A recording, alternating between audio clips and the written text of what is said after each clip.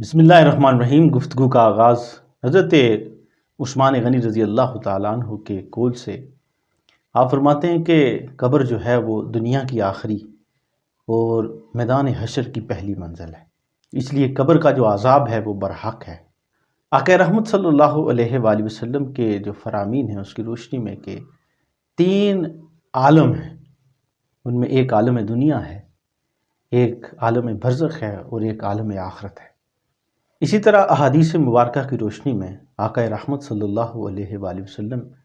نے یہ ارشادات فرمائے ہیں کہ جو نیک لوگ ہوں گے ان کی جو قبر ہے وہ ان کے لیے 70 گز کھول دی جاتی ہے، اور بعض روایات میں ہے کہ وہ تحد نگاہ قبروں کو کھول دیا جاتا ہے۔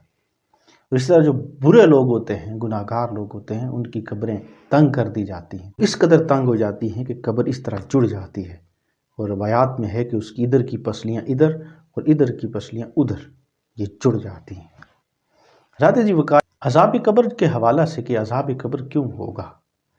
اس کے لیے بے شمار روایات ہیں، اور عذاب قبر کی وجہ کیا ہوگی، کس وجہ سے عذاب قبر ہوگا، ان میں سے چند ایک جو آقا رحمت صلی اللہ علیہ وآلہ وسلم کے فرامین کی روشنی میں کہ جو لوگ گناہ کبیرہ کے مرتکب ہوئے ان کے لیے عذاب قبر ہے۔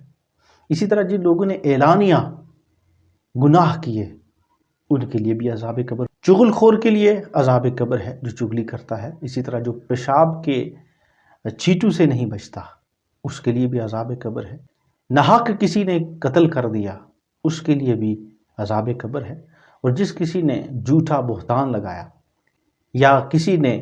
جھوٹا نبی پاک صلی اللہ علیہ وآلہ وسلم کے فرامین میں سے کوئی بات اس نے اپنی طرف سے کی، یعنی حضور کی بات میں اس نے جھوٹ کی آمیزش کی، ایسا شخص بھی عذاب قبر کا مرتکب ہوگا۔ ان لوگوں کو بھی عذاب قبر ہوگا جو حرام کھاتے ہیں اور حرام کماتے ہیں، حرام خوروں کو جو ہے وہ عذاب قبر ہوگا۔ بدکار عورت ہے یا بدکار مرد ہے، یعنی زانیہ عورت اور زانی جو مرد ہے، ان دونوں کو عذاب ہوگا۔ کسی کے اندر عیب تلاش کرنا،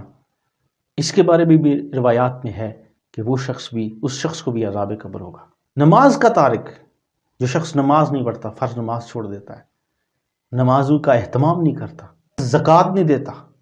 اس کے اوپر زکوٰۃ فرض ہے لیکن اس کے باوجود وہ زکوٰۃ نہیں دیتا،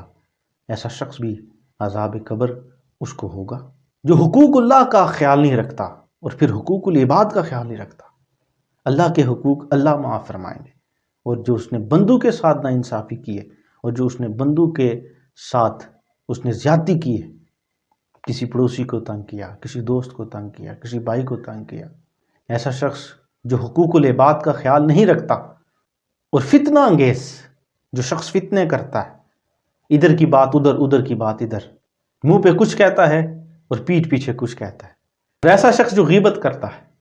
یہ وہ تمام لوگ ہیں جن کے بارے میں روایات میں ہے کہ ان کو عذاب قبر دیا جائے گا۔ تو یہ کچھ وجوہات ہیں جن کی وجہ سے عذاب قبر ہوگا۔ جو لوگ نیک ہوں گے وہ عذاب قبر سے محفوظ ہو جائیں گے۔ ان میں سے چند ایک حضور اکرم صلی اللہ علیہ وآلہ وسلم کے فرامین کی روشنی میں جو شہید ہوگا وہ عذاب قبر سے محفوظ ہو جائے گا۔ جو جمعہ اور جمعرات کی درمیانی شب کو فوت ہوا وہ شخص بھی عذاب قبر سے محفوظ ہو جائے گا۔ جو شخص کسی بیماری سے مر گیا وہ شخص بھی عذاب قبر سے محفوظ ہو جائے گا۔ جو شخص کسی سرحد پر پہرا دیتا رہا، اب وہاں اس کی موت ہوگی، وہ شخص بھی عذاب قبر سے محفوظ ہو جائے گا۔ اور جو شخص رات کو سونے سے پہلے سورہ ملک کی تلاوت کر کے سوتا ہے وہ شخص بھی عذاب قبر سے محفوظ ہو جائے گا۔ اللہ تعالی ہمیں نیک اور صالح اعمال کرنے کی توفیق عطا فرمائے۔